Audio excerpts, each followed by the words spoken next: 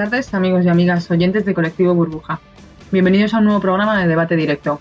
Hoy grabamos un nuevo programa de la serie que estamos haciendo sobre el fenómeno Podemos, ya van unos cuantos, y queremos hacerlo porque es un partido cuya emergencia ha coincidido con la crisis del bipartidismo y ha adquirido bastante relevancia también, quizá por méritos propios.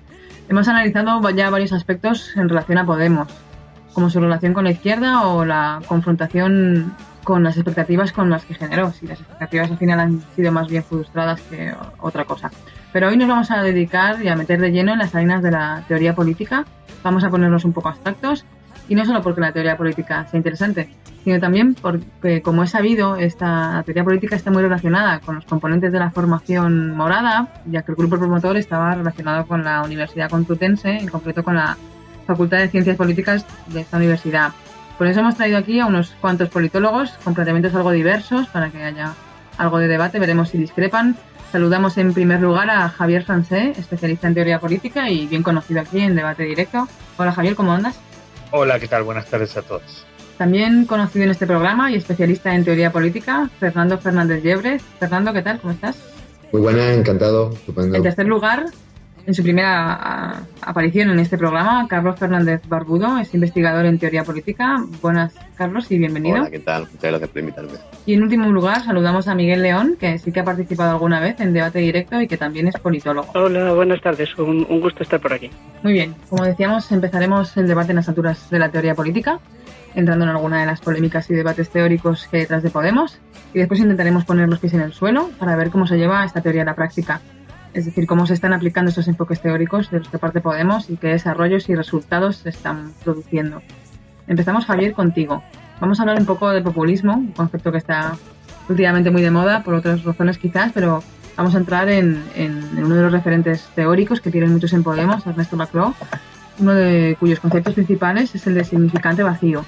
Un concepto que además ha sido relacionado con una de las principales críticas que se les han hecho a Podemos, la de que no tienen un programa definido y que van cambiándolo según es pertinente. Javier, explícanos qué son los significantes vacíos y cómo los emplea Podemos. Bueno, sí, evidentemente la primera lectura, digamos, de Podemos del 15M es en clave del concepto de populismo de Laclau, ¿no? Que es básicamente es la idea de trazar una frontera interna de división social entre los de abajo y los de arriba y los de abajo, y plantear, digamos, una serie de demandas, reunir una serie de demandas diferentes, como fue el 15M, por ejemplo, donde se hablaba de vivienda, de mercado laboral, de distancia entre representantes y representados, y se podrían añadir más, y reunirlas todas en clave de todos tenemos problemas diferentes, pero tenemos todos problemas diferentes que en un punto son iguales, porque los tenemos, porque hay una oligarquía o un poder o una élite o un establishment que nos niega a todos la posibilidad de alcanzar esas demandas que tenemos. Entonces el problema principal es reunirnos los de abajo contra un poder oligárquico que está arriba. Entonces ahí el papel del significante vacío es, digamos, que quizá es en un punto lo que le faltó a Podemos y todavía quizá no lo tiene, es tener una de todas esas demandas se erige como la demanda hegemónica, digamos, la que representa todo el conjunto. Por ejemplo, no sé, por decir algo, el caso de Argentina, que yo lo conozco más, en el peronismo, que es un populismo clásico, la demanda, digamos, que simboliza todas las demandas es la de justicia social. Todo se interpreta en términos de justicia social, tanto si hay, bajos salarios, como si las mujeres están relegadas en la vida pública o el país está sometido a condiciones de intercambio comercial desiguales con potencias extranjeras. Todo eso al final tiene que ver más o menos con el problema de la justicia social. Realizando la justicia social se arregla lo demás. Entonces, eso es lo que Laclau llama significante vacío, que es un concepto. El adjetivo no está muy bien quizá elegido, porque lo que quiere decir no hay ningún significante vacío de significado, sino que lo que está es vacío de un significado único. Lo que tiene ese significante vacío es está lleno de significados diferentes, es como un collage. Entonces, por ejemplo, si alguien tiene un problema de vivienda, pues pongamos que fuera el significante vacío de Podemos fuera, no sé, la justicia social, por seguir con el ejemplo. Entonces, la justicia social se interpreta en términos de, por ejemplo, que haya dación en pago o que no haya desahucios. Si para las cuestiones de género la justicia social quiere decir que las mujeres van a cobrar igual que los hombres, y así. Entonces, bueno, sería quizá significante hegemónico es mejor, porque es la parte que representa el todo. Bueno, en cualquier caso, quizá justamente ese es un aspecto interesante. Quizá Podemos no logró meter algunos términos en el debate público, como lo de casta, arriba abajo, últimamente lo de que hay un populismo de izquierda y un populismo de derecha, antes se entendía como toda una cosa única. Lo de las puertas giratorias, bueno. Pero no logró construir un significante vacío y quizá eso, bueno, le restó un poquito de potencia política, ¿no? Pero bueno, sí, básicamente, digamos, yo creo que la cuestión es que interpretaron el 15M en términos populistas, es decir, que eso rompía con el modo de organización de la política española tradicional desde la transición hasta aquí y más atrás también, que es izquierda y derecha, y eso lo sustituía por abajo arriba. Y bueno, ellos creo que eso lo leyeron bien, lo interpretaron bien y lograron movilizar lo que han podido, digamos, ¿no? Pero sí, ahí hay unos elementos teóricos que se han puesto en práctica, que han servido para interpretar la realidad y darle una cierta forma cognitiva y con sus más y con sus menos, pero bueno, básicamente la lectura es esa. Gracias. Javier, Miguel, ¿cómo lo ves tú? ¿Qué piensas de esta interpretación populista de Laclau? Y también te quería preguntar por la perspectiva de clase y si esta interpretación se opone a esta misma, la de clase. Es decir, ¿se puede prescindir de la situación socioeconómica como de las personas, como parece que sostiene la interpretación populista de Laclau? Bueno, sin ser especialmente conocedor del trabajo de Laclau, en la medida en que he podido leer y seguir con la atención que he podido, porque tampoco es que para mí sea una prioridad en términos de estudio, digamos, a mí lo que me llama la atención es el hecho de la recuperación de estas categorías que en principio me parecerían más como herramientas de análisis de la realidad para convertirlas en instrumentos de diseño de un proyecto político. Eso es lo que me llama la atención, ¿no? El hecho de que sea un proyecto de politólogos que además una de sus bazas para conseguir apoyos es, de hecho, presentarse como politólogos y hacer un despliegue explícito de cuáles son las estrategias que desarrollan y cuáles son los fundamentos intelectuales y académicos de esas estrategias, ¿no? En ese sentido, efectivamente, el tema del significante vacío, lo hayan conseguido mejor o peor, es un ejemplo significativo. En cuanto a si se cruza mejor o peor con el tema de la clase, yo creo que lo están cruzando todo lo bien o todo lo bien que pueden o todo lo mal que lo hace prácticamente cualquiera en la situación en la que estamos. En cuanto a la capacidad de Podemos para ser transversal en términos sociales, está visto que entre lo que serían las clases bajas no consigue realmente permear, es un fenómeno para clases medias y clases medias empobrecidas, pero tampoco es una dificultad que tenga solo Podemos. De hace unos días es un artículo de Alberto Garzón en el que reconoce que el problema de la izquierda pija también afecta a Izquierda Unida y no supone un agravio especial que sea así, es un problema constitutivo de la realidad política en la que estamos. El problema es si las categorías, tal vez no las categorías de Laclau, sino cómo las están empleando para, a partir de ahí, construir un diseño político, les permiten o no prestar la suficiente atención y en los términos correspondientes a la realidad socioeconómica.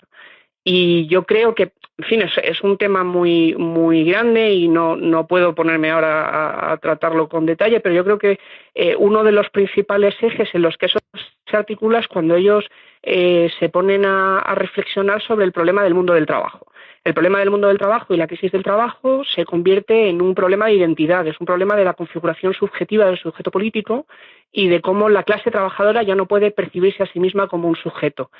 pero precisamente por eso da la impresión de que no terminan de dar la importancia que a mi juicio tiene el hecho de que eso no es solo un problema de subjetividad, es que, digamos que ontológicamente la economía está funcionando en otros términos, lo cual no significa que el trabajo no siga siendo una fuente fundamental en la disposición económica del capitalismo, lo es. Lo que pasa que es que el trabajo en el capitalismo está en crisis, lo cual no significa que no sea fundamental.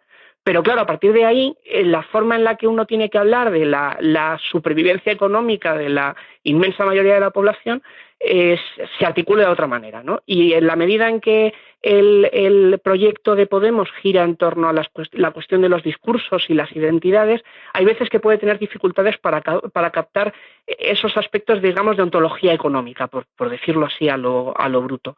Pero ya digo que tampoco es exactamente un problema de las conceptualizaciones de la clau per se, sino en todo caso de la forma en la que están haciendo usos de esas categorías en términos de práctica de construcción política y no solo de tarea de análisis político, que es para lo que me da la impresión que para lo que se pensaron esas categorías en su momento. Ajá. En este sentido, Fernando, el hecho de que la perspectiva de la CLO sea entender la política como una práctica discursiva, ¿no hace que el análisis se quede algo corto, como ha dicho Miguel, y que no consiga explicar las dinámicas del mundo del trabajo y de la supervivencia económica?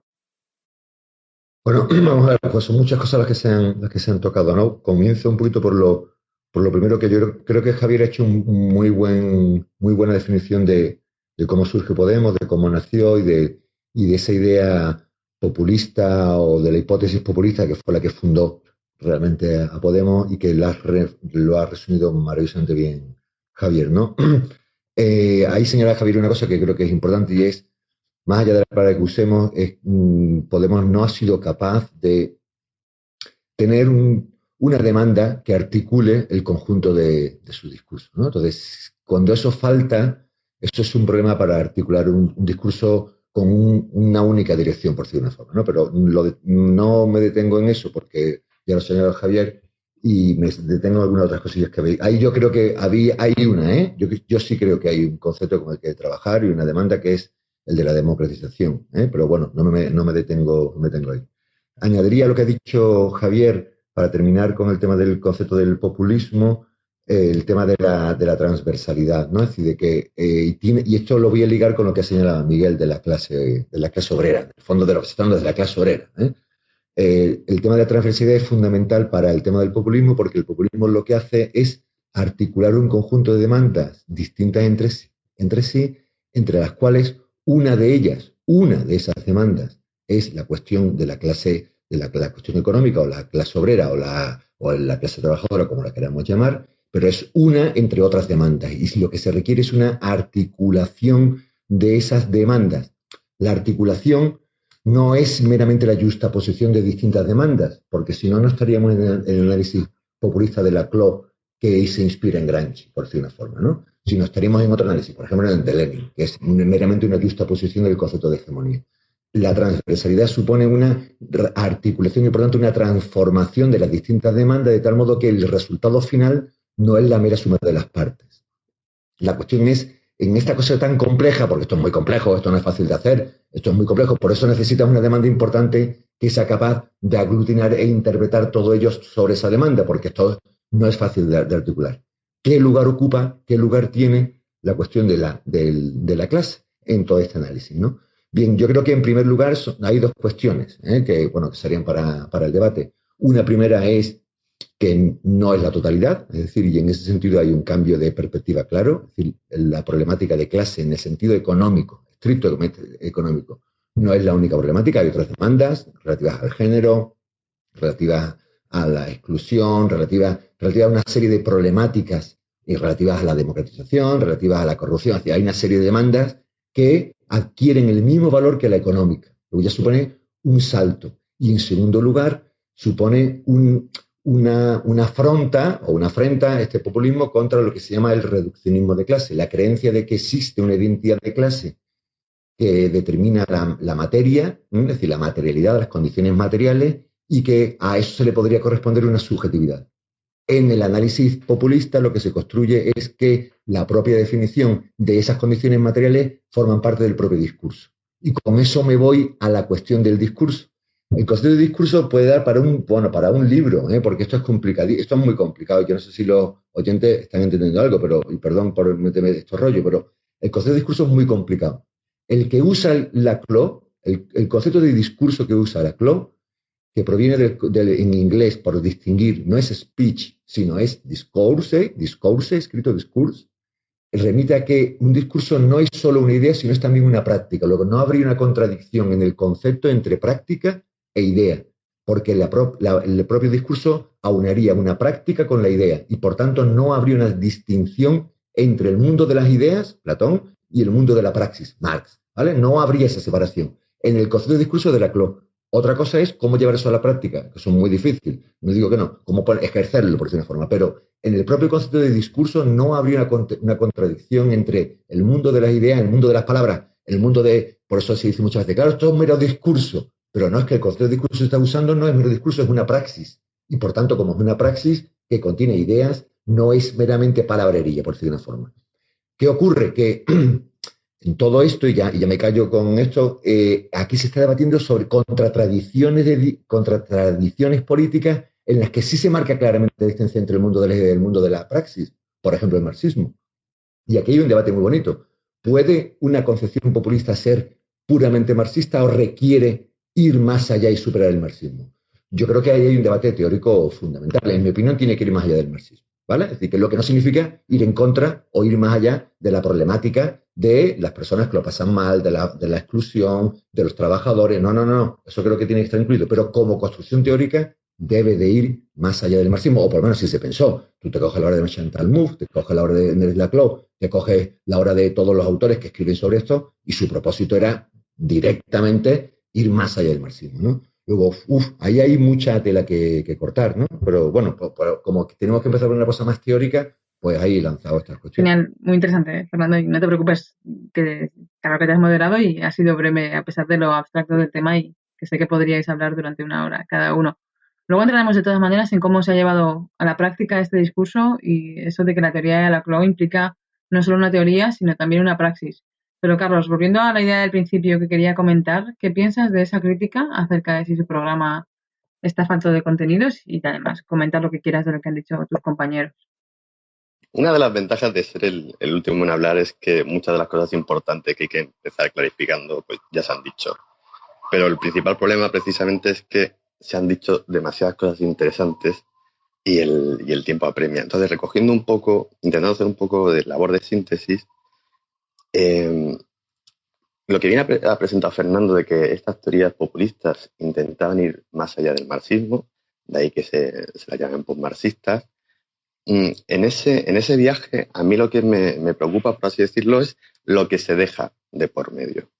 Porque, claro, es decir, la idea de significantes vacíos no es necesariamente novedosa. Cuando estudiamos un poco la historia del pensamiento político, vemos que los conceptos políticos van cambiando de significado y que hay conceptos que son fundamentales para ordenar una sociedad que no significan lo mismo para todo el mundo. Y precisamente por eso hay una discusión política y ganan unos y pierden otros. Entonces, claro, en esta pugna por el significado de los conceptos y, por lo tanto, una pugna por la legitimidad de las posiciones que yo estoy defendiendo, esta teoría populista lo que está diciendo es, bueno, tenemos que ir más allá del marxismo, es decir, no tenemos que ser reduccionistas en lo económico, es decir, lo social no determina la conciencia, y entonces lo que tenemos que es ir a buscar en la sociedad, por así decirlo, esas demandas insatisfechas para rearticularlas y construir un nuevo sujeto político que venza a esas élites, a los que están arriba. Pero claro, cuando asumes que ya no hay una posición desde la que poder mirar la sociedad y decir, las cosas están así, este es mi análisis de cómo están las cosas. Y entonces, en función de cómo están las cosas, yo creo que lo que hay que hacer es X, Y o Z. Cuando eliminas esa posición en la que tú puedes juzgar qué es lo que está pasando, lo que te ves es inmerso en la propia realidad. Entonces, claro, te quedas sin criterios, por así decirlo, para juzgar lo que está bien o lo que está mal. Es decir, rearticulamos cualquier demanda.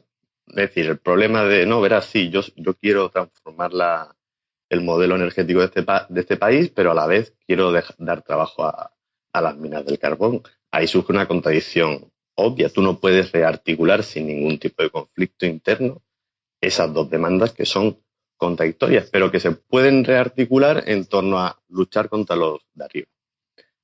Pero ¿en base a qué? ¿Qué criterios son los que vamos a poder utilizar para decir lo que está bien y está mal? Porque sí, y esta es la pregunta que a mí más me interesa, si estas teorías populistas siguen siendo una filosofía para la acción, como era el marxismo, necesita darte criterios para poder decir lo que está bien y lo que está mal. Porque si no, no es una filosofía para la acción, sino lo que nos estamos moviendo es básicamente una descripción del cambio histórico. Y una cosa es describir cómo cambia históricamente las cosas y otra cosa muy distinta es decir, yo ahora, en este momento concreto, quiero defender X. Y para que yo pueda defender X, necesito un criterio para poder decir X es mejor que Y. Porque si yo no tengo un criterio para decir que X es mejor que Y, al final estoy reconociendo que da igual, tanto A como B. Y si dan igual ambas cuestiones, ¿cómo voy a poder poner yo la pasión necesaria para defender políticamente y luchar a favor de lo que yo creo y en contra de lo que reniego? Es decir, a mí me interesa una teoría que me pueda defender que el esclavismo está mal. Cuando quieras, Javier. Imagino que querrás comentar todo esto que se ha dicho. Sí, bueno, no, es que está muy interesante lo que acaba de plantear Carlos.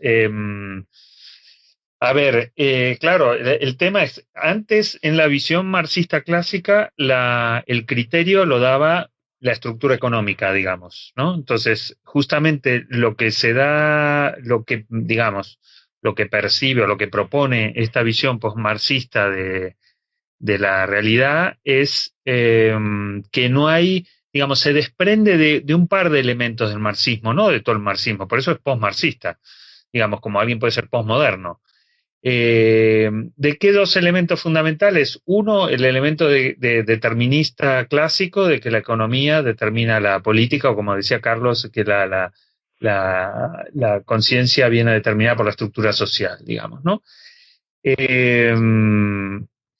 Y luego el otro elemento es el elemento más teleológico, digamos, que esto es un palabra también, la idea de que la historia tiene un sentido en los dos significados de la palabra. Tiene una dirección, es decir, vamos hacia el final de la sociedad de clases, y tiene un sentido en el significado de que cada acto, básicamente cada época de los modos de producción, el esclavismo, la época feudal, la época capitalista, tiene un sentido y no se puede saltar. Por eso Marx dice en alguno de sus escritos, lo único que sé es que no soy marxista, en el sentido de que es la historia que va hacia casualmente el lugar que a él le gustaba y que a todos nos gustaría, digamos, o a muchos. Bueno, entonces, el posmarxismo se desprende de esas dos cosas, pero no se desprende incluso se desprende de esos dos elementos para profundizar algunos elementos del marxismo, que es, por ejemplo, ver que la sociedad es una sociedad de conflicto, la idea de la lucha de clases, pero que no tiene un final, de la historia, ¿no? Que eso no se va a resolver a nuestro favor en algún sentido, sino que hay que construirlo políticamente. Bueno, entonces, ¿qué criterio se puede tener si la historia ya no nos da un sentido extrahumano de algún modo? Aunque en el marxismo había un problema con eso, ¿no? Hasta dónde las condiciones subjetivas y hasta dónde las objetivas no se lo saltaban tan fácil.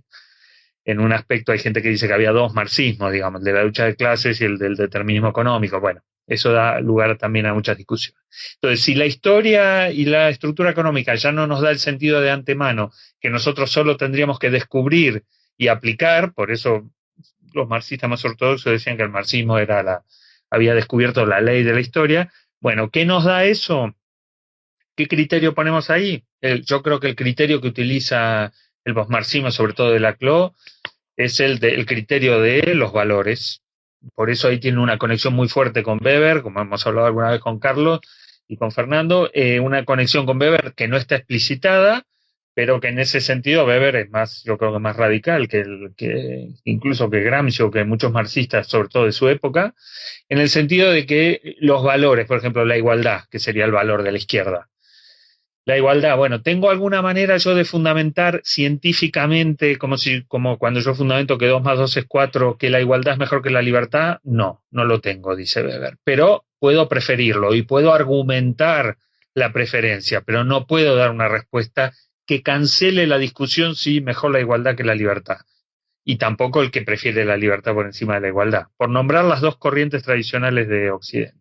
Entonces, si los criterios no los da la economía ni la estructura social, los ponemos nosotros. Entonces, sí tenemos unos criterios para decidir qué acciones políticas o qué demandas articulamos y cómo, y hacia dónde queremos resignificar, otro palabra de la CLO, que es el de los significantes flotantes.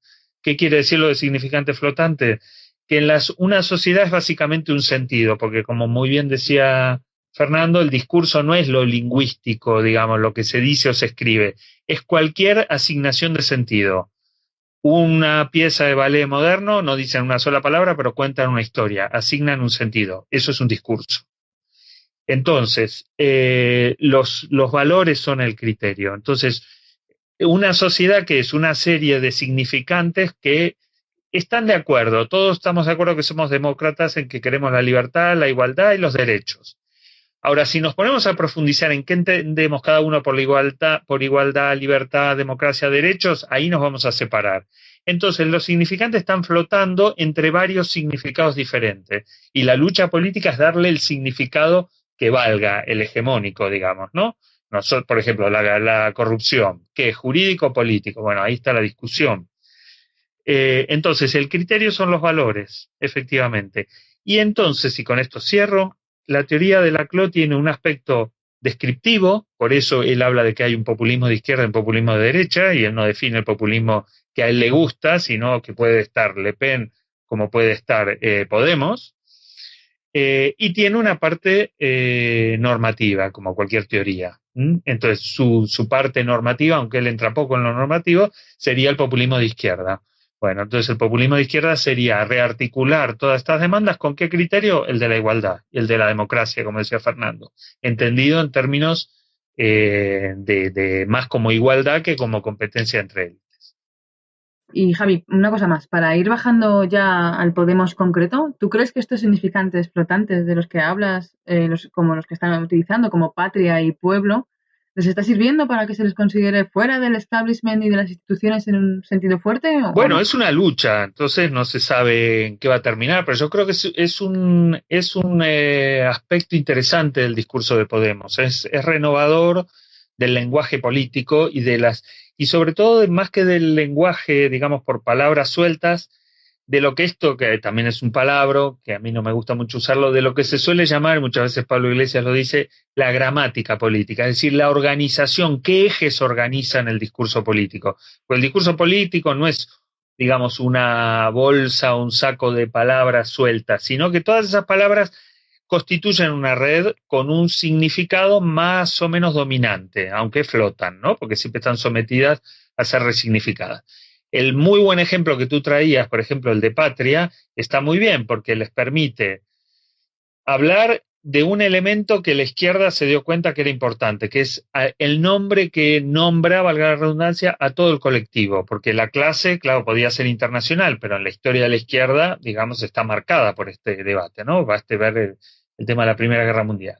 Entonces, cuando en España yo digo patria, o Podemos dice patria, no está diciendo nación, que es un elemento que está en la derecha, y está diciendo patria a su vez, como creo que hoy escuchaba a Íñigo Rejón decir una frase que no sé si la dijo él o me sugirió a mí y me parece muy buena, digamos, sobre el acto de hoy. Él decía, nosotros queremos un patriotismo que cuide más a la gente que a la nación como tal, que a la nación española. Fíjense que el único, Rajoy tiene mucha calma y mucha flema, pero el único momento que se pone nervioso es cuando habla con la Esquerra Republicana en el Parlamento, porque es el tema que le toca. ¿Qué nacionalismo es el del PP o en muchos casos el del PSOE y de mucha parte de la izquierda que está a la izquierda del PSOE también? Un nacionalismo que cuida más a la nación que a la gente, curiosamente. Entonces la reinterpretación yo creo que es interesante, lo que pasa es que está abierta a la lucha, a la flotación del significado, a la lucha por el sentido. Veremos en qué termina, pero yo creo que es un experimento interesante. Miguel, ¿crees que tiene recorrido este concepto de patria en España o que no es tan fácil? Bueno, intentando unir cosas que se han dicho y por ir aterrizando un poco la historia, una cosa que me llama la atención y que tiene además que ver con el propio funcionamiento de Podemos y, entre otras cosas, el recurso al término de patria, es que en toda la discusión que ha habido hasta ahora, el gran adversario discursivo ha sido el marxismo. ¿Pero qué marxismo?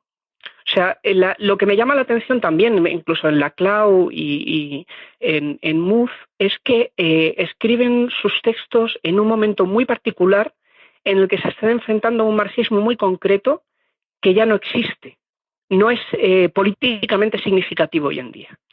De modo que, quiero decir, creo que de los 4 que estamos interviniendo, soy el que con más facilidad se podría considerar marxista. No porque me considere a mí mismo marxista, sino porque recurro, me parece, a Marx con más frecuencia que mis 3 compañeros. Y si me equivoco, pues me lo decís. Pero mi marxismo, mi posible marxismo, no tiene nada que ver con el que se está escribiendo ahí. No tiene nada que ver con el tipo de marxismo con el que se pelean la CLAU y MUF. ¿Por qué digo esto? Porque en la medida, o sea, uno de los elementos, digamos, del marxismo que puede irse por el desagüe en ese tipo de pelea es el de ver cuáles son los límites de la ductilidad del sentido y el de comprender que cuando se habla de materialismo no se está hablando de determinismo económico, sino que se está hablando de que además de las prácticas discursivas, además de los sentidos, están las prácticas inconscientes o preconscientes, por decirlo de alguna manera. Es decir, en la terminología de Pascal, que después recupera Althusser y que nos llega ahora con Zizek, la idea de que uno no cree en Dios y por eso se arrodilla, sino que uno se arrodilla y por eso cree en Dios. Es decir, que la inercia colectiva, no solo en la práctica, en la esfera económica, sino en todas las esferas, condiciona la forma en la que terminamos percibiendo la realidad. Lo cual no quiere decir que la lógica económica vaya a ser la más significativa en términos de construcción del sentido o de cómo el sentido nos viene dado y nos acoplamos al sentido. Pero sí supone un límite a la capacidad que tenemos desde el sentido para alterar el sentido, sin recurrir a otras prácticas. Con el significante patria y en general con el tipo de cosas que hace Podemos, es que me llama la atención que en el fondo con quienes están peleando es más con su izquierda que con su derecha.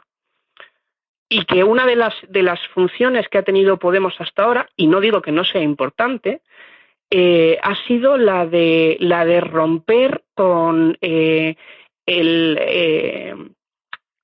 la congelación melancólica de la izquierda en este país después de la derrota que supone la transición y verbalizar públicamente el problema del duelo.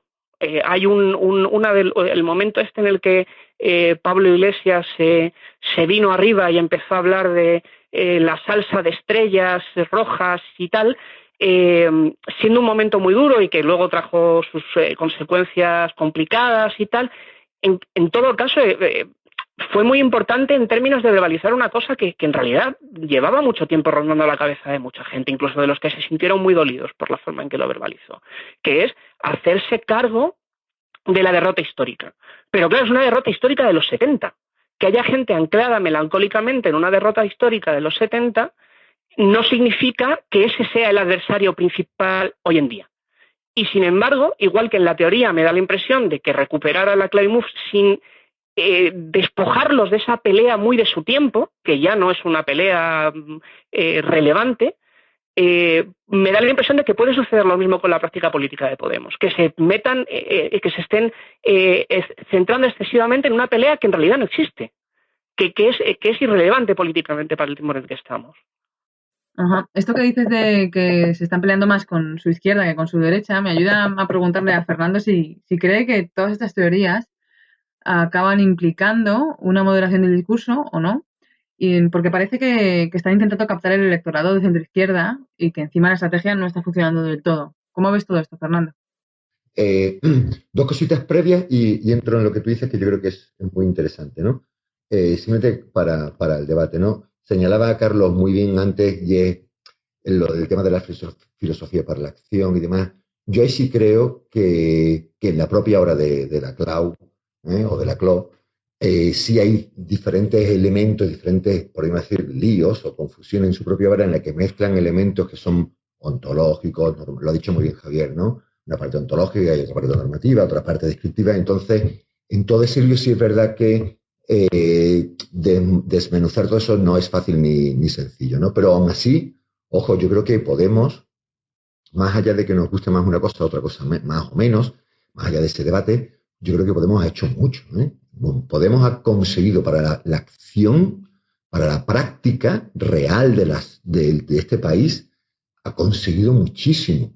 Pero tener lo que tiene de 5 millones de votantes, 71 diputados, haber marcado la agenda durante un año, yo creo que eso es mucho.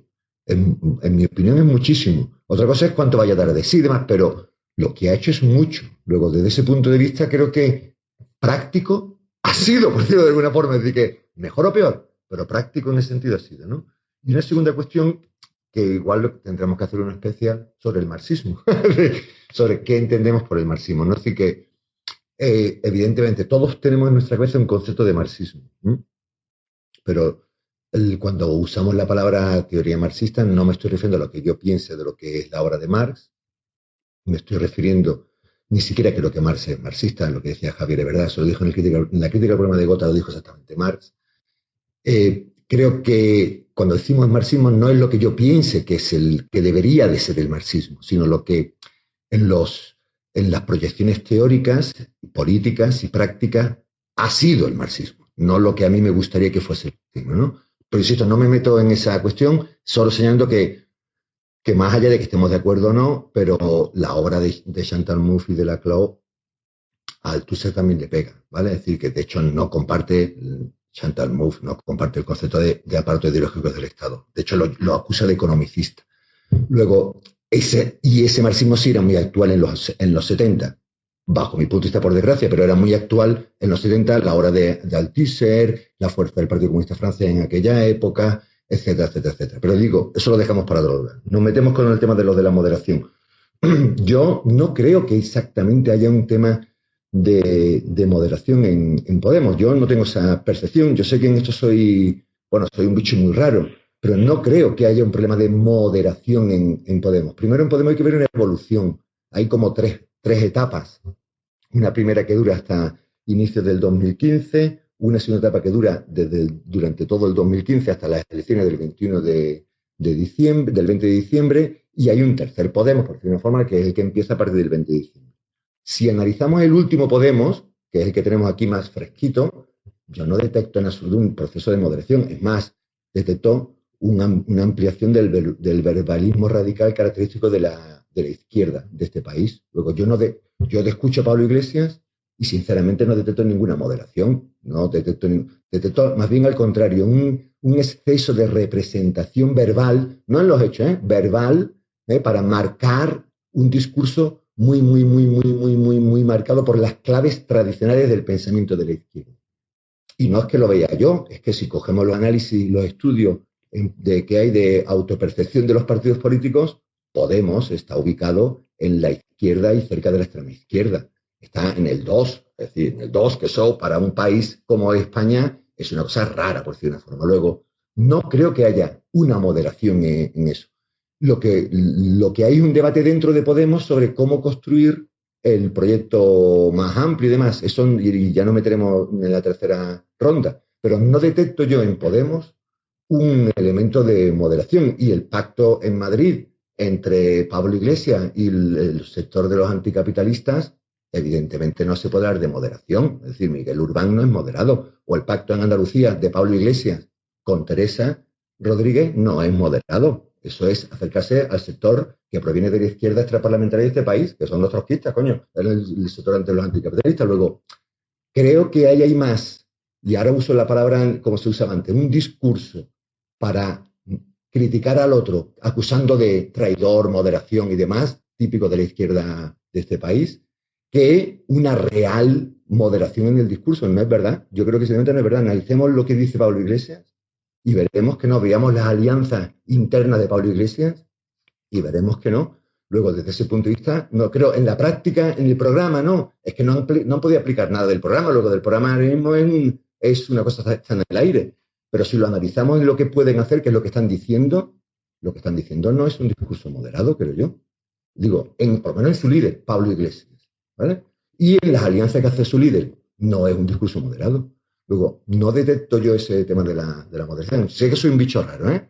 Y que enseguida me van a saltar todo el mundo diciendo, Fernando, por Dios, la potencia. Vale, de acuerdo, pero no lo detecto, sinceramente. Soy honesto y no lo detecto. Bien, tu tesis es la que es sí que es verdad que en cuanto a lo primero que has dicho, de que Podemos ha hecho mucho para la práctica de estos resultados electorales, por estos resultados electorales, es verdad que los resultados son considerables y que están ahí, pero la práctica política además incluye que hay un verdadero cambio en la gente y en eso creo yo que no. Adelante, adelante.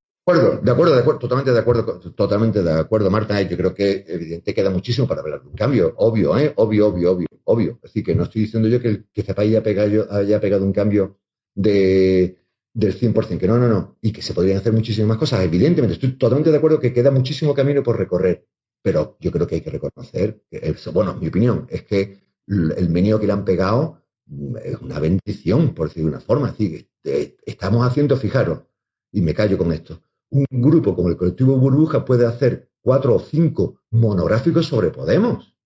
No sé cómo deciros, digo, así que no, hace 4 años no hacéis 4 o 5 monográficos sobre Izquierda Unida ni harto bien.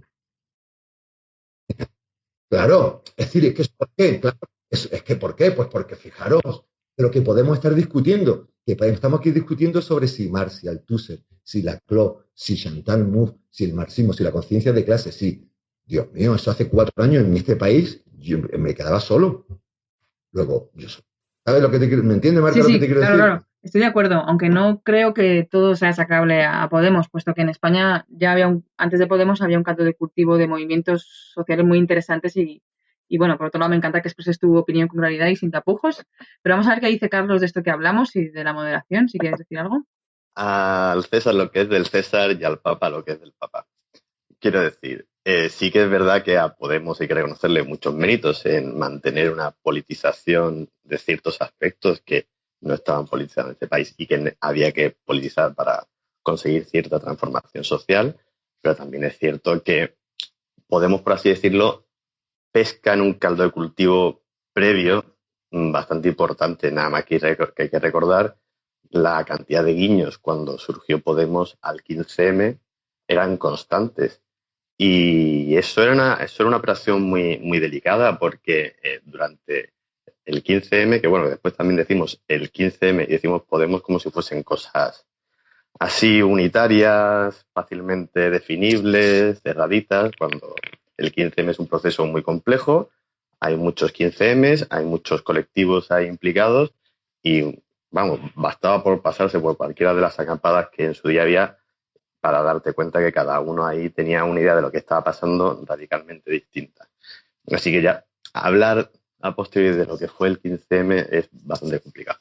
Pero bueno, en ese caldo de cultivo una de las grandes cosas que estaban claras era que no se quería que hubiese una apropiación de ningún partido político de lo que estaba allí pasando. Entonces ahí Podemos hizo una operación muy, muy delicada de decir, bueno, nosotros no somos el 15M, y lo representamos, pero con la boca pequeña. Es decir, venimos de aquí, venimos de las plazas, pero no lo representamos, porque el 15M en sí mismo era irrepresentable por su propia condición y por lo que estaba diciendo constantemente. Es decir, el no nos representan, entre otras cosas, implicaba una impugnación a la democracia representativa de mayor calado. Y ahí había un caldo de cultivo que no era fácil de apropiarse. Y en esos momentos creo que todos recordamos que el Podemos lo que defendía era una impugnación del régimen del 78. Como muy bien ha escrito Javier, eso ha cambiado y en Podemos ya no hay una impugnación del régimen. Es como cuando se decía anteriormente, el problema no es el rey, sino son sus asesores. Bueno, pues aquí ahora se está diciendo, el problema no es las instituciones democráticas, sino quienes las ocupan.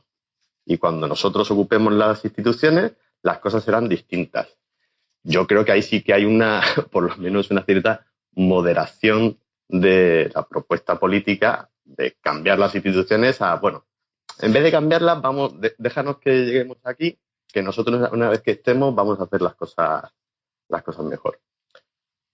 Igual el problema es verlo esto en términos de moderación o radicalidad, porque igual se puede ser moderado y radical al mismo tiempo, es decir, se puede ser moderado en las formas y radical en los contenidos. Moderado en las formas, es decir, sí, me habéis dicho que aquí las reglas del juego son estas. Cojo, monto un partido político, sumo fuerzas y llego a conseguir el poder del BOE, es decir, llego a formar un gobierno. Y ahora desde el BOE, pues me pongan a nacionalizar las eléctricas, etcétera, etcétera, etcétera. Y esos contenidos son muy radicales. También puedes tener unas formas totalmente radicales, es decir, quemar contenedores a diestro y siniestro, y después tener unos resultados muy moderados, porque quizás en este contexto hacer eso no nos llevaría a nada. Entonces, ahí lo que sí que yo creo que hay que reconocerle a Podemos es la capacidad de saber adaptarse al momento político e ir haciendo una adaptación muy compleja y muy cuidadosa de lo que había que decir en cada momento cuando había que sacar los pies del trasto, se sacaban, porque había que acumular mucha fuerza. Y era el momento de verdad del Pablo tertuliano más agresivo, diciendo que quiere impugnar el régimen porque necesita recolectar una base social que no tiene.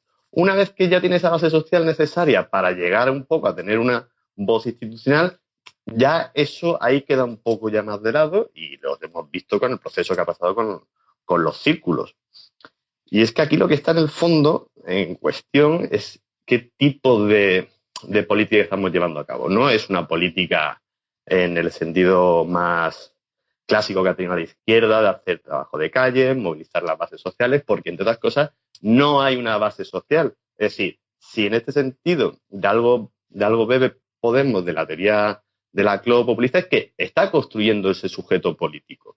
No tiene un target al que dirigirse, y esto es muy peligroso. Quiero decir, que dentro de una formación radical como es Podemos, se empiecen a utilizar términos que vienen del marketing, como es precisamente esta de target, es un poco peligroso, porque al final lo que estamos moviéndonos es una política mediática en la cual, como bien dijo Pablo Iglesias en el artículo aquel que escribió hace tiempo, en la Newsletter Review, ahora el partido es el medio de comunicación. O sea, él entendía la tuerca precisamente como el partido político. Y eso te obliga a estar pendiente de una sobreactuación constante, precisamente, para poder estar siempre en los medios. Tienes que estar ahí porque tu sujeto está mediatizado a través de los medios de comunicación, valga la redundancia. No tienes unas bases sociales a las que apelar. Y eso a la vez, en este contexto social en el que vivimos, pues es muy potente porque te permite lograr lo que ha conseguido Podemos, que es en muy poco tiempo tener la fuerza política que tiene actualmente. Y eso es indudable y eso hay que reconocérselo. Y ahí ha sacudido muchos viejos fantasmas y telarañas que tenía encima la izquierda porque ha conseguido poner las pilas a mucha gente. Pero claro, la pregunta es, ¿a costa de qué? Porque igual, si te cierran el grifo mediático, igual te quedas un poco en paños menores. Y ese equilibrio yo creo que es muy resbaladizo y lo retomo con lo que iniciábamos la discusión más en términos teóricos. Y si no tenemos precisamente una teoría o unos presupuestos teóricos claros que nos digan un poco de dónde venimos y hacia dónde vamos, es decir, si no tenemos unos criterios para decir, nosotros en el fondo queremos hacer X, pues si nos movemos en estas aguas resbaladizas y no tenemos ese criterio X claro, podemos igual ahogarnos nosotros mismos con nuestras propias mierdas. Sí, bueno, quería retomar algunas cosas que se dijeron antes que están muy interesantes. Respecto a lo que decía Miguel, de que el marxismo políticamente no era significativo, pero es verdad, pero sí culturalmente. Y justamente la lucha de Podemos es cultural. De hecho, la discusión que estamos teniendo aquí tiene que ver con esto, digamos, ¿no? Yo no creo que la principal pelea fuera la izquierda. En un aspecto sí, es verdad, pero es que de algún modo es su terreno de actuación, ¿no? Y también digamos viceversa, ¿no? Una de las grandes resistencias que ha tenido Podemos ha sido más desde la izquierda que desde otros sectores. De hecho, se vio en el millón de votos que se ha perdido, ¿no? Y es legítimo, quiero decir, son dos culturas políticas diferentes, realmente, y hay yo creo que unas dificultades de combinación y de estar en un mismo barco, digamos, porque hay formas de percepción de la realidad y de interpretación de la realidad diferentes, y son identidades diferentes que, bueno, hay que intentar unir, evidentemente, ¿no? Y luego otra cosa que él decía, ¿no?, que es muy interesante, lo de que alguien se arrodilla y por eso cree en Dios y no a la inversa, ¿no? Y que el discurso no implica, digamos, que no haya límite a la creación de sentido. Efectivamente, eso es lo que dice Laclau, digamos, y yo no estoy haciendo aquí profesión de fe, pero justamente uno de los conceptos fundamentales de Laclau es la idea de, otra vez un palabra, digamos, no me gustan los palabras que usa Laclau, pero es el que él usa, que es lo de la sedimentación. Hay un sentido sedimentado. El límite que uno tiene a la construcción política es el sentido sedimentado. Entonces, efectivamente, que es la acumulación histórica de luchas por la hegemonía, con la que uno se encuentra en un momento determinado. Entonces, ese es el límite. Entonces, efectivamente, hay un límite. Que la política sea lucha por el sentido no quiere decir que se pueda construir cualquier sentido en cualquier momento. Uno puede decir cualquier sentido en cualquier momento, pero no construye nada. Y esto tiene que ver con la cuestión, creo yo, de moderación y hegemonía. Estaba muy bien lo que decía Carlos, yo lo retomo, se puede ser moderado y radical al mismo tiempo, pero el problema es ¿qué significa ser radical? Yo creo que ser radical significa intentar construir una hegemonía nueva. ¿Cómo se construye una hegemonía nueva? No en un sentido, no radicalmente en el sentido tradicional de radical, es decir, 4 verdades a la cara, repetirlas y hasta el final, hasta que se entienda. Y aunque no se entienda, nosotros las hemos dicho y salvamos nuestra alma. Bueno, no, en política yo creo que uno no está para salvar el alma, está para salvar la comunidad, digamos. Entonces, la construcción de una hegemonía tiene que ir por una moderación. ¿En qué sentido? En el sentido de conectar con el sentido sedimentado. Uno no puede lanzar cualquier discurso en cualquier momento, sino que tiene que intentar, como cuando habla con otro, y perdón por la reducción, construir un lenguaje común, acercarse. Si uno se queda en la radicalidad entendida como choque, uno lo único que hace es reafirmar sus principios, pero quedarse afuera todo el tiempo. Entonces yo creo que en ese aspecto sí que digamos, claro, cambiar la hegemonía es un trabajo lento, no es fácil cambiar el sentido de las cosas que constituye a una sociedad. Pero yo creo que en ese aspecto sí que Podemos ha hecho cosas, digamos. Podemos y el 15M. Pero digo, por ejemplo, pensemos en el caso de los desahucios, ¿no? Como los desahucios antes eran vividos como un problema privado, que la gente aceptaba el discurso dominante de usted ha vivido por encima de sus posibilidades, agachaba la cabeza y se iba culpable a donde pudiera y se lo contaba a poca gente porque se sentía culpable. Hoy no. Digamos, hoy por lo menos hay otro sentido puesto sobre la mesa, con el que cualquiera que diga que el desahucio es problema de alguien individual, tiene que luchar. Antes no pasaba eso. Por supuesto que existía ese discurso, pero no tenía la fuerza política de hoy. El tema de la pobreza energética, que está sobre el tapete en estos días. El concepto mismo de pobreza energética no existía, digamos, en el sentido de la circulación que tiene hoy. El tema de las puertas giratorias, el tema, bueno, un tema anterior, pero que también tiene que ver, no se lo adjudico a Podemos, pero tiene que ver con este cambio cultural, el tema de la violencia de género, por ejemplo. Y a su vez, todo eso vinculado, lo que decíamos al principio, como un problema de, en este país el poder político se ha ido oligarquizando, el político y el económico. Y por lo tanto, la manera es, cambiar eso, digamos. Entonces, todas esas demandas están vinculadas, ¿no? Entonces, bueno, yo creo que el trabajo político es eso, lo que pasa es que no es un trabajo fácil. Y yo creo que también hay mucha gente que se ha decepcionado de Podemos porque piensa que la política es más fácil de lo que es y que Podemos, digamos, también jugó con eso. proponía que, bueno, esto de asaltar el cielo en un año, no, en política no se asalta el cielo en un año, porque incluso aunque uno gane elecciones, si no ha ganado el sentido, pierde para muchos años. Bien, Miguel, vamos a seguir con el tema y además quiero introducir a colación con esta suerte de posibilismo que representa Podemos. Quizá no todos estaréis de acuerdo con esta palabra, pero me sirve para recordar el caso de Grecia, porque a pesar de lo que, como dice Javier, es cierto que en política no se puede decir cualquier cosa en cualquier momento, porque simplemente no sirve, pero hay temas que si no se tocan, entonces ¿cómo se cambian las cosas? ¿Cuál fue el resultado en Grecia? No se consiguió nada, sino andar en las reformas que se pedían desde Bruselas, y quizás solo por no oponerse frontalmente a un sistema económico que les está empobreciendo. ¿Cómo ves esta cuestión, Miguel? Me gusta el ejemplo de Grecia porque me va a ayudar a ilustrar un par de cosas que quería plantear. En cuanto al tema de la moderación, voy a ser un poco bruto.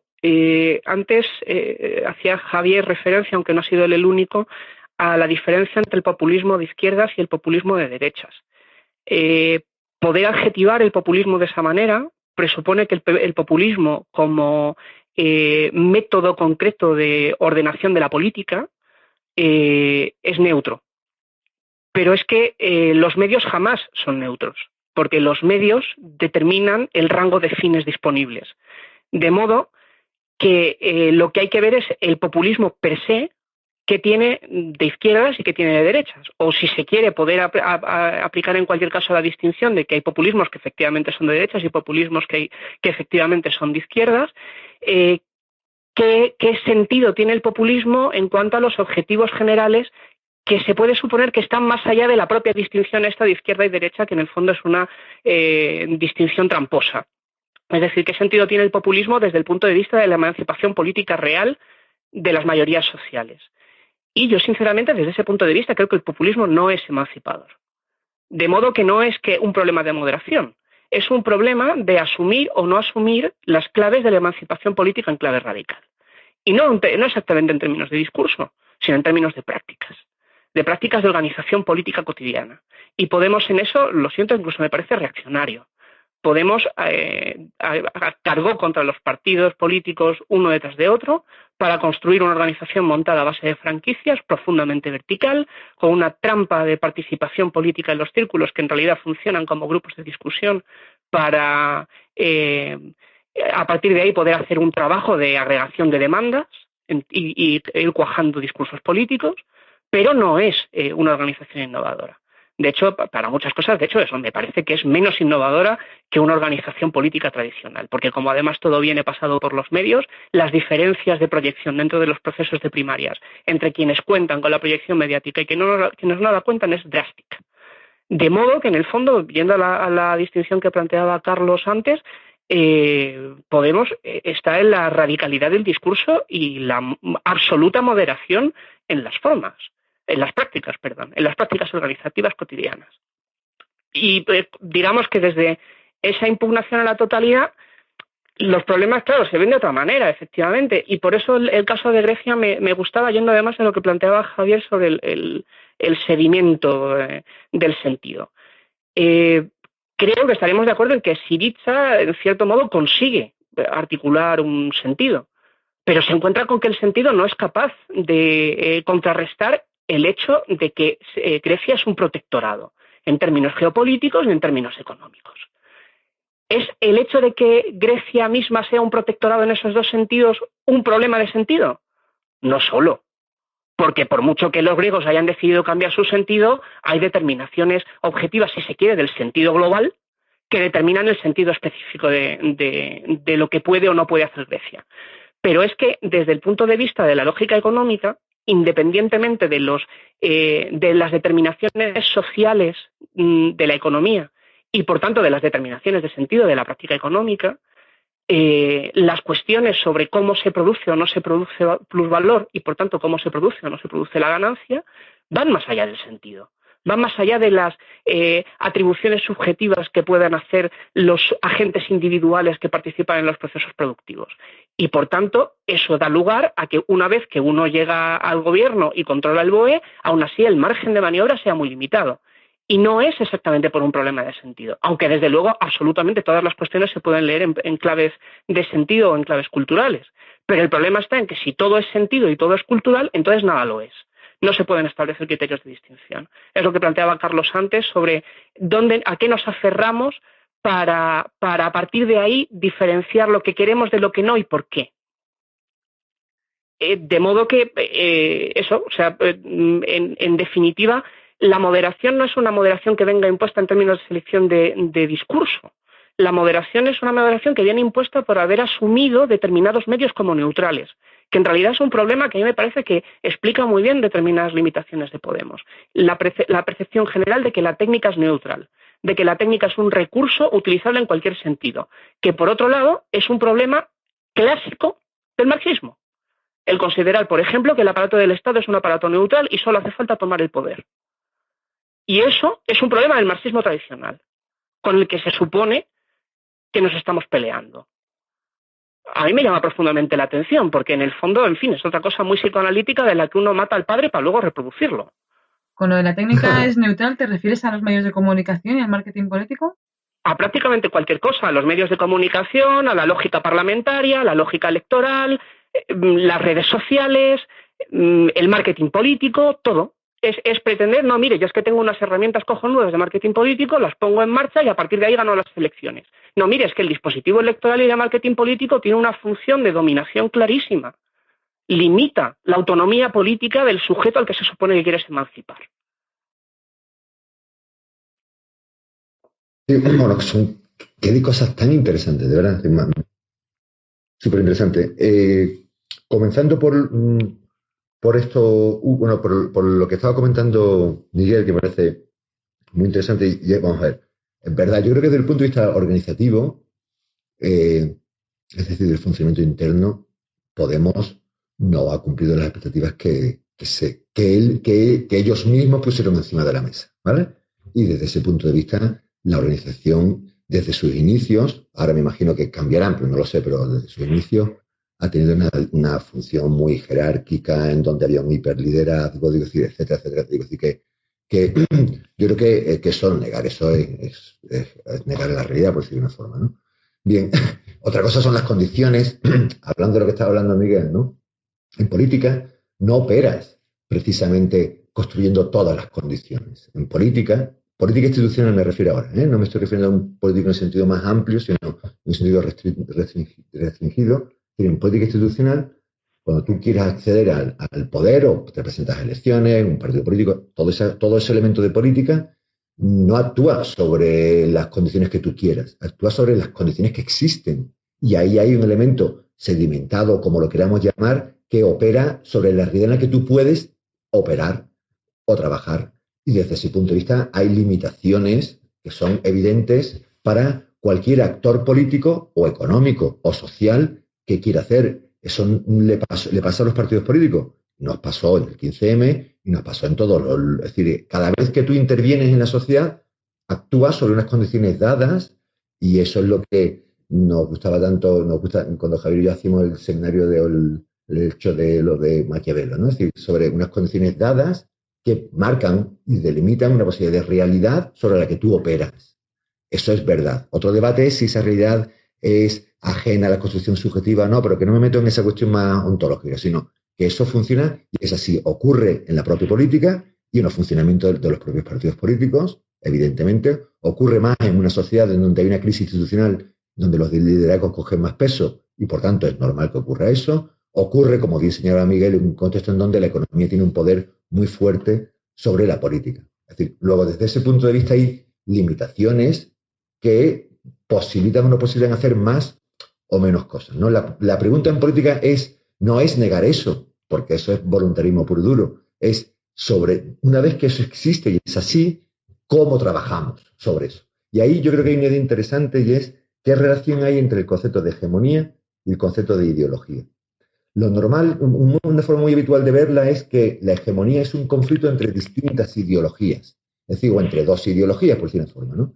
Pero yo soy más de la opinión de que el concepto de hegemonía lo que permite es operar sobre los distintos elementos que componen la ideología que es mayoritaria que hay en una sociedad, cómo jugar con esos elementos para revertirlos y rearticularlos de tal modo que lo que en un momento está en un punto subalterno se convierta en un elemento central del discurso hegemónico, mientras que lo que es central baja a un lugar subalterno. Y ahí, como bien decía Javier, lo fundamental son los valores.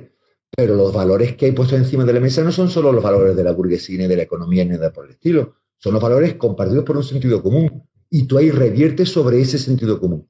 Es decir, por decirlo de una forma un poquito más concreta, tú cuando haces política hegemónica tienes que tener en cuenta con quién estás, de tal modo que tienes que establecer relaciones con quién estás para ganártelos y tú al mismo tiempo modificar esa correlación de poder dentro de esa discusión.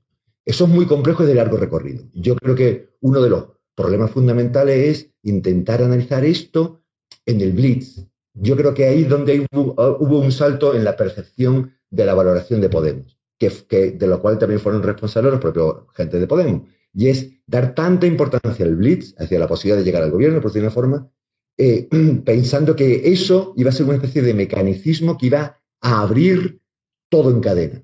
Y claro, realmente no es así. Realmente este debate sobre la hegemonía, cómo cambiar, hacer un cambio de verdad, requiere de un camino cultural, de largo plazo, social y demás, mucho más hondo que el mero hecho del Blitz. Y claro, una vez que no se produce el Blitz, empiezan las dudas. Pero yo creo que ahí es que hubo una especie de confusión de planos en el análisis, ¿no? Porque es verdad lo que dice Miguel, ¿eh? Yo creo que hay elementos que están sedimentados y que tienen que ver y tenemos que definir la realidad. Yo creo que la realidad se puede definir si es que todo eso es verdad, pero la cuestión es cómo operamos a partir de ahí. No cómo negamos eso, sino cómo operamos a partir de ahí. Y es donde yo creo que sigue habiendo discrepancia en torno a cleavage típicos o característicos de la izquierda más común y otros cleavage que pretenden ser un tanto diferentes. Y ahí es donde yo creo que puede estar el debate productivo, claro, evidentemente. Carlos, tú también ves un exceso de marketing político y de electoralismo. ¿Qué piensas de este modelo verticalista, además? ¿Les ha perjudicado? Bueno, me gustaría retomar lo que estaba diciendo Fernando porque me parece muy, muy, muy interesante y claro, aquí habría, por seguir complejizando un poco más las cosas, porque aquí en Podemos no está claro qué tipo de populismo está operando. Yo creo que precisamente, y esto ya se ha visto de manera más explícita en las primarias en Madrid, yo creo que hay dos formas de entender el populismo. Una y que nosotros mismos en la discusión que estamos teniendo vamos cambiando de una u otra. Y es por un lado, si entendemos el populismo como una estrategia, básicamente como una cuestión que se reduce al marketing y a la comunicación política. Entonces, si hablamos en estos términos, populistas son actualmente todos los partidos políticos. Es decir, es Cañete subiéndose un tractor, pero claro, es también Susana Díaz y la que ha montado en Andalucía y su lucha contra Pedro Sánchez. Ahora bien, si lo entendemos como una cuestión que no es meramente estratégica, es decir, sino populismo como una teoría en sí, en el sentido ya más profundo, entonces ya es otra cosa. Y entonces ahí sí que ya, retomando lo que estaba diciendo Miguel, ahí sí que los medios te están restringiendo los resultados.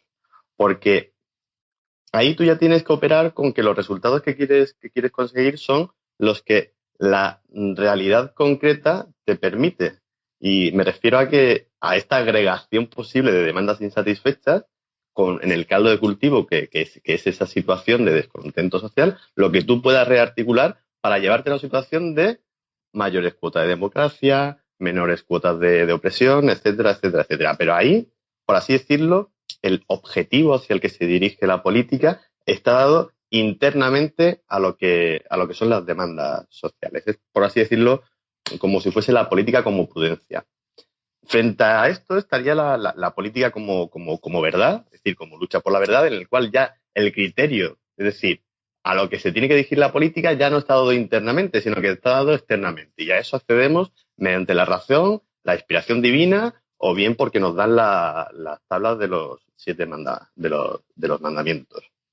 Esa política ya como verdad, entonces ya ahí sí que podemos entender el populismo como una cuestión estratégica. Y ahí el problema es la cuestión, insisto otra vez, de cómo está mediada actualmente la la acción política. No podemos entender la acción política hoy en día sin los medios de comunicación, posiblemente desde la aparición de la sociedad de masas. Y eso es una situación en la que tenemos que empezar a contar y empezar a reflexionar profundamente los medios de comunicación y en general la tecnología de información, no como meros transportadores de mensajes más o menos neutros, sino como unos agentes que dan forma a lo que es la posibilidad de acción política. Es que muchas veces estamos pensando en la política quizás en unos términos que, claro, esto es normal, porque como bien decía Javier, al final siempre nuestra capacidad de comprender el mundo está restringida a los sentidos que han sido sedimentados en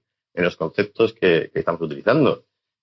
Pero claro, si empezamos a pensar que la política puede ser una igualdad a la hora de participar entre todas las personas que quieran participar, pues igual es que las condiciones sociales no son posibles así. Y entonces, claro, tú tienes que pensar en los círculos como una cuestión en la que, a ver, tengo que darle voz, pero tampoco puedo tener una organización política que dependa de lo que me digan los círculos, porque entonces lo que estoy haciendo es una política de los que tienen el tiempo libre. Y la política de los que tienen tiempo libre, pues igual no es necesariamente la que pueda ser mejor. Y vuelvo otra vez, claro, al problema de quién decide qué es lo mejor, qué criterio de valores qué criterio vamos a emplear para juzgar valores, etcétera, etcétera. Pero bueno, en el fondo yo lo que quería decir es que sea vertical una organización no es necesariamente malo. Que sea democrática tampoco es necesariamente bueno. La pregunta es, ¿para qué queremos una organización política? Y esa me parece que es la pregunta fundamental. Y es la que tenemos que empezar a discutir o a retomar y empezar a dejar de hablar de que si Podemos ser radical o no, de que si se ha levantado ante el rey o no, si hemos aplaudido, si han sacado una bandera republicana. Es decir, desmediatizar un poco la política y empezar a pensar un poco cuáles son los objetivos que queremos conseguir y empezar a pensar pues que igual que no todo es conflicto y que también la política es deliberación y que igual si conseguimos recuperar una parte del 15M que se ha olvidado de una manera deliberada por parte de Podemos, que es el componente deliberativo, porque las plazas Si una de las cosas que empezó a funcionar bien en el 15M desde el principio fue precisamente la radical igualdad, o sea, lo que es la isonomía.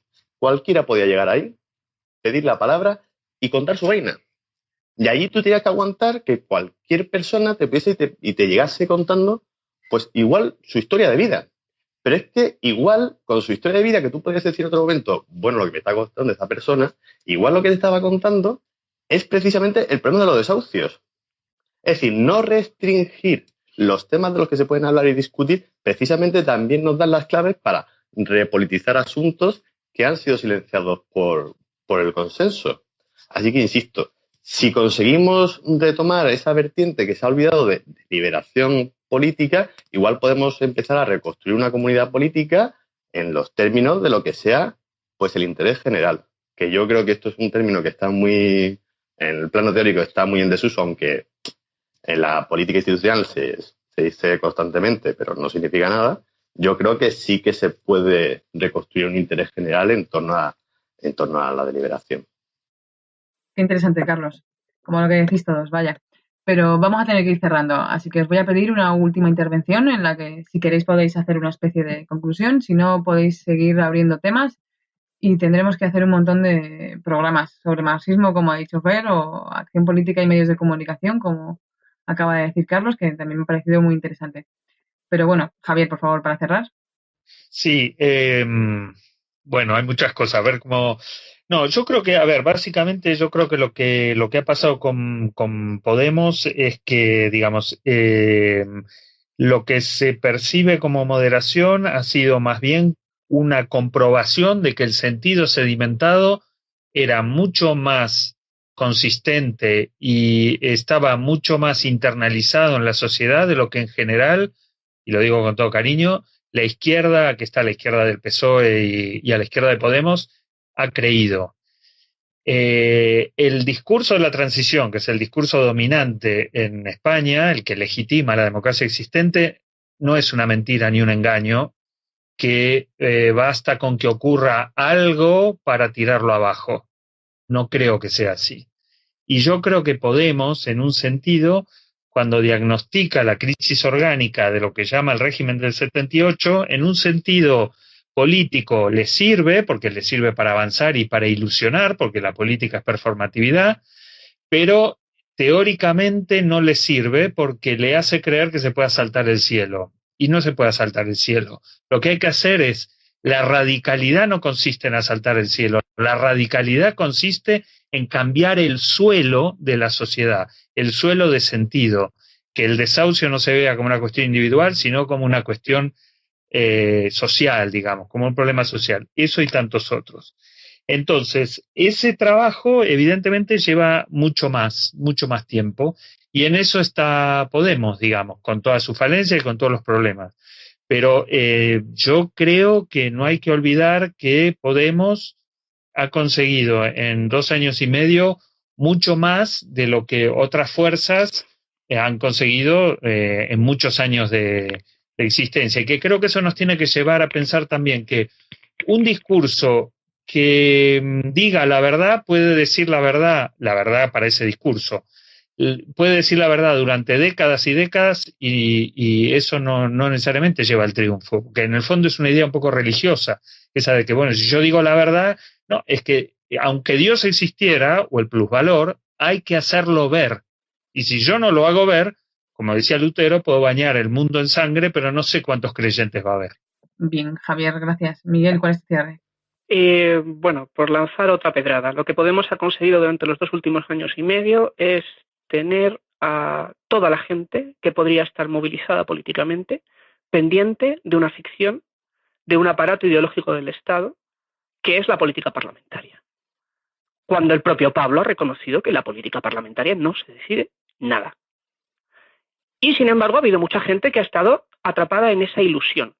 Una ilusión que había vuelto a desgarrarse, no porque hubiera alguien enunciando verdades desde un púlpito, sino porque había prácticas organizativas concretas surgidas en torno al 15M, sea lo que sea eso, que estaba produciendo ese tipo de darse cuenta, por decirlo así. Pero que tampoco es que el 15M lo haga así de repente, eso tiene una raíz que se puede ir hacia atrás, hacia la guerra de Irak. Si se tira un poquito más hacia allá puede llegar al referéndum de la OTAN, si se tira un poquito más allá se puede ir a los movimientos por la vivienda en Madrid en los años 70 y 80 y así sucesivamente. Es eso lo que me preocupa de lo que Podemos ha conseguido. Porque al final no digo que no haga falta una pelea institucional. Lo que digo es que si nos creemos que en las instituciones está la solución, tenemos un problema muy gordo porque en las instituciones hay solución a muy pocas cosas. Si no se cambia, como decía el propio Javier hace un segundo, el suelo en vez del cielo, que me ha parecido una metáfora estupenda. Nada más. Gracias, Miguel. Fernando, ¿tu cierre? Bueno, vamos a ver.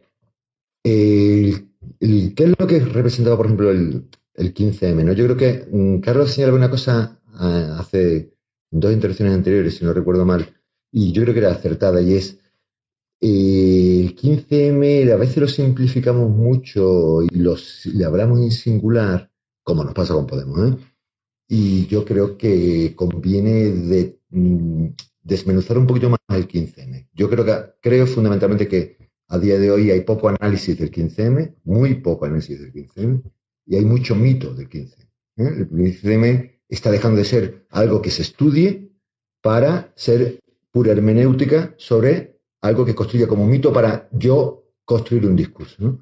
Entonces, en ese sentido yo soy de la opinión de que conviene analizar bien el 15M, para ver cuánto fue su función deliberativa, cuánto lo tuvo, cuánto tuvo de otras funciones, es decir, analizar en detalle qué fue el 15M, ponerle primero una fecha de cuándo empieza, cuándo termina, para saber cómo acotamos el objeto de estudio, porque si no, no podemos saber de lo que hablamos, ¿no? Entonces, en ese sentido, pues lo que hago es una invitación a otro debate sobre el 15M, ¿no? Y Carlos hacía una pregunta que me parece interesante, y es ¿para qué queremos una elección política? Y la respuesta que da Javier me parece muy buena, y es para cambiar el suelo.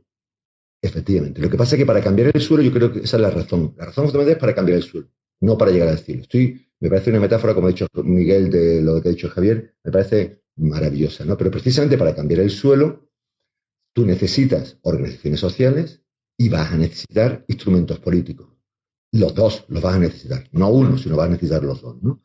Y ahí Javier ha dicho una cosa que me parece interesante y es, yo creo que hubo un acierto discursivo en la idea de crisis orgánica porque fue un elemento muy útil, pero no describió bien la realidad. Es decir, no hubo una crisis orgánica, no hay una crisis orgánica, ergo, si no la hay, no puedes cambiar el suelo de la noche a la mañana.